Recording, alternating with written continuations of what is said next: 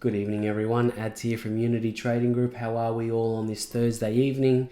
Before we start, hit that like button, hit the subscribe button if you can, and of course tick the little bell to stay updated on all of our future content that is coming out over the next couple of weeks. Gravy Train in particular, we've been speaking about this all week. I'll turn it on the chart so you all know what it is.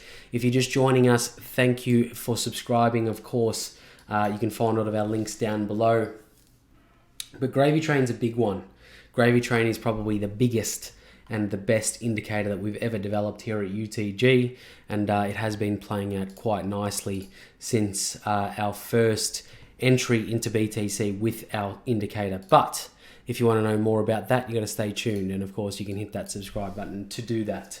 But BTC, where are we at? Where have we been? So we were talking about the 618 last night at 48,000. We were speaking about possibilities to the upside, possibilities to the downside. I know the 50,000 mark at 178 was one that we spoke about quite extensively yesterday. Really comes down to, are we going to hold this level of demand right now? So currently we are coming down and we are testing this level.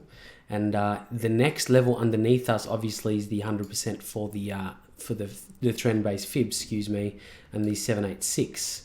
And that was a terrible circle. That one there we go, a little bit better. But and of course, not only that, we've got this huge trend line coming up and holding the price up as well. So starting from the 27th of Jan, and of course moving up and keeping us on our toes since then.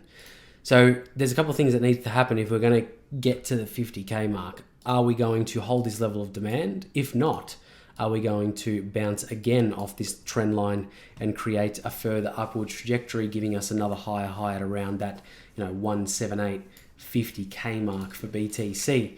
The first level that needs to hold is this level of demand right now at about the $44,000 mark.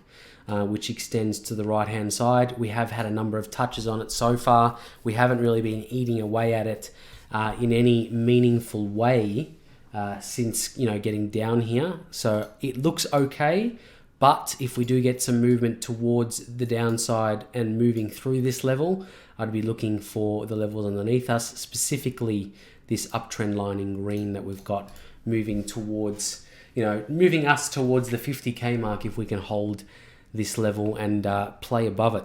If we're looking at some of our indicators though, steamroller pointing to the downside as well as the RSI and the CCI, but we are still averaging over our 50 mark on the RSI level for BTC. So all in all, what we need to do is we need to hold this level of demand. If we don't, we need to hold this level in the way of our trend line, and that remains to be seen. If we do get a bounce here, move to 50K, that would be the ideal situation for BTC if you had to ask me.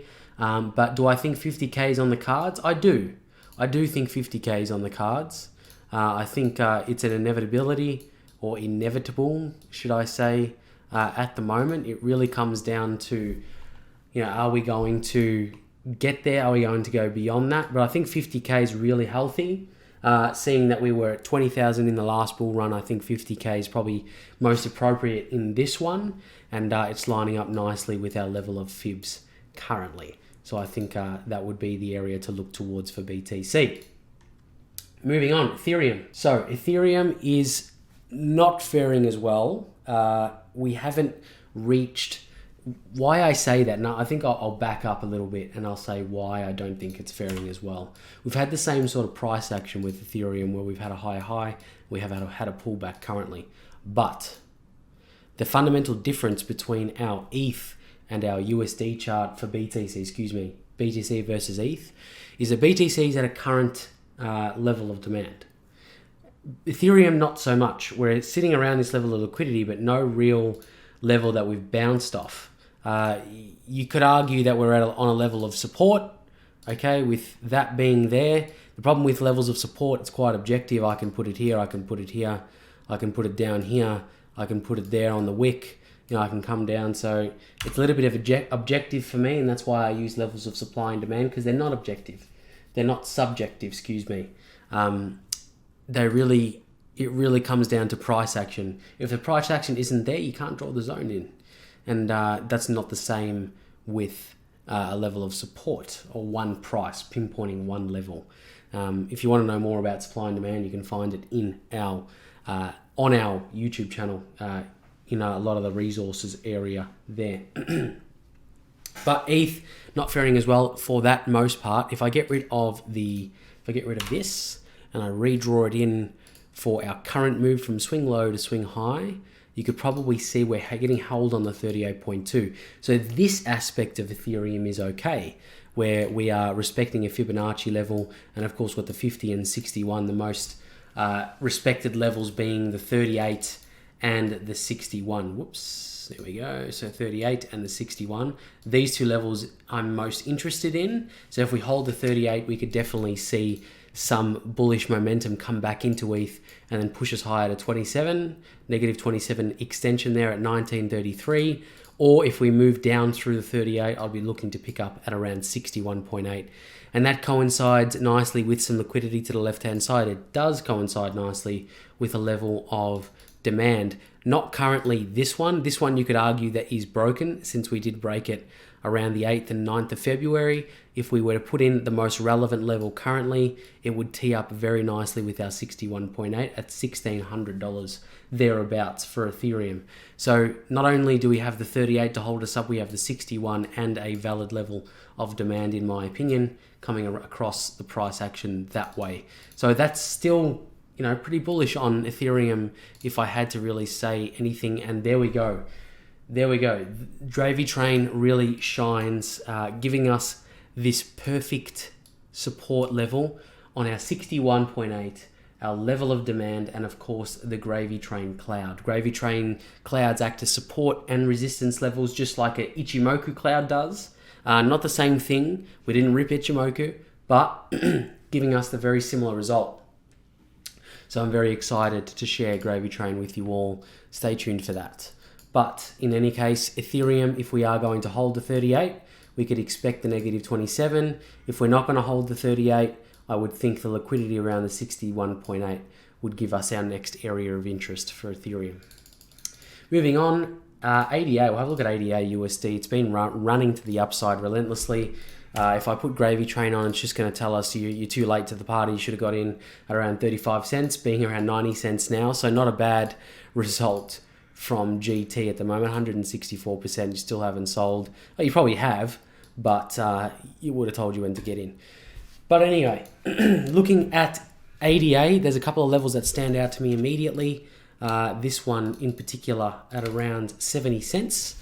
This one in particular where I've got a lot of these alerts set at around 55 cents. And of course our one down here below at around 40 cents. So where can we expect ADA to go from here? So we've got the 40 cent, the 55, the 70. And I'm sure we've got a whole number of levels in between. If we do our swing low to swing high currently for our Fibonacci, we're looking at the 38, the 50 and the 61, 61, 78 in between. We've got that level of demand at 70 cents, that nice round number. It really comes down to, are we going to hold if we start to pull back? Now, what I mean by that is we need to come down, test the 23, and then of course the 38 is probably the most I'm really interested in, as we have been held on this before prior to this price action as we're seeing now. So what I'm seeing is something like that. If we hold the 38, of course, we could probably push up to our 27. Same sort of price action as Ethereum. If we don't, we'll come down to the 61 and our level of demand around the 72, 70 cent mark and make a decision based on that as well. So ADA looking okay. LTC, we spoke about this yesterday as well. We did get our retest on our level of demand, as we did with BTC as well, and we are retesting that support at 185.36 currently. If I get rid of this, LTC looks okay to retest that top, or that top of this price action at 192. And if we do break past that and get another higher high, I'd be looking towards that 200 mark, where we do have the higher level of supply for LTC currently. Last one I have a look at this evening, actually second last one, let's have a look at the dominance chart on the daily time frame. So if you're not aware, the dominance chart basically measures the BTC pairs. Money flowing into the BTC pairs, money flowing out of the BTC pairs. Currently, they're flowing out of BTC and into the alts. That's what this is measuring. As we move up, It's flowing back into BTC. As we move down, it's flowing out of BTC and into the altcoins. As you probably would imagine, that's why we have a sea of green currently on our watch list to the right hand side. But in any case, if we're looking towards a zone now on the daily time frame for the BTC dominance chart to find some support, I'd be looking back here at 60.5, where we got our level of demand and a bounce prior. So the thing is, with this bounce that we had prior to this, we were looking at the 61.8 for a retrace, which we got there, but it does coincide nicely with a level of resistance as we were held here on the 3rd of February as well. We didn't break past this. We closed below twice, and this of course caused a cataclysm or caused a jump off a cliff back down towards our 60.5. So that's where I expect the dominance chart to really come to a settle, and we'll make a decision on our market direction when we get there. I'd be looking keenly towards it. If you don't look at the dominance chart often, please do. If you do chart the BTC and trade the BTC pairs, you really need to be watching this, because it will ruin your trades if you're not careful. So the DXY is a regulated market. We don't offer any financial advice, just ideas and opinions of Team UTG. But in any case, 90.26 is where I really identified our next level of support for the DXY. If you don't believe me, go and watch some of our previous videos and see how we divulge or how we look at this indicator or this time frame, these levels of support, the DXY in general, all of the above pretty much. And a bounce from there was expected. Our level of steamroller gets to the green, and of course the DXY always responds. So if we are to see a solid bounce or a little bit of a bounce for the DXY currently, and what I'm going to do is I'm going to nip up this fibs.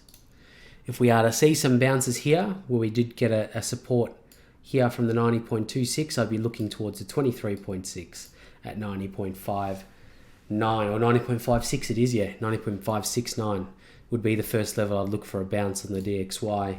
It really comes down to what sort of volume we get over the course of tonight, and of course tomorrow night to end the week or end the trading week for the DXY, but it looks like we will get that bounce. Looking on Steamroll, looking on the RSI, of course, it looks that way. If we do get to the 23 and we push back up on the RSI, we'll be looking towards that 50 RSI level there for a bounce, and then a rejection to continue our trend back down towards our level of demand at 90.04.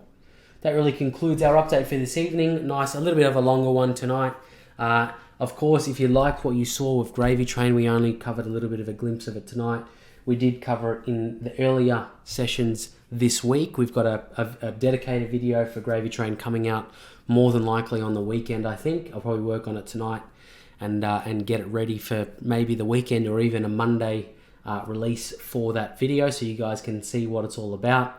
And of course, stay tuned for the pricing and whatever we're going to do in terms of any sort of giveaways or anything like that in terms of Gravy Train.